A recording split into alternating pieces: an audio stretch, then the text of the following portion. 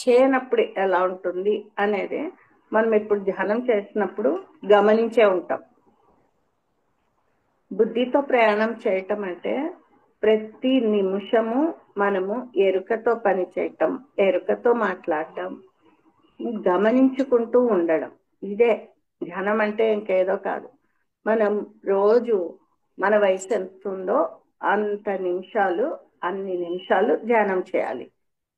20 వయసు అనుకోండి, 20 సంవత్సరాల వయసు అయితే 20 నిమిషాలు, 30 సంవత్సరాల వయసు అయితే 30 నిమిషాలు మనం ధ్యానం చేయాలి. అంటే ఏం లేదు, శ్వాసను గమనిస్తూ ప్రశాంతంగా ఆలోచన రహిత స్థితిలో కూర్చొని ధ్యానం చేసినప్పుడు, అంటే మన శ్వాసను మనం గమనిస్తూ ఉన్నప్పుడు ఆలోచన రహిత స్థితిలో ఉంటాం. కాబట్టి అప్పుడు తీసుకునే వాయువు అంటే శ్వాస, గాలి, ఆక్సిజన్ ఏదైనా అనండి, అది మనకు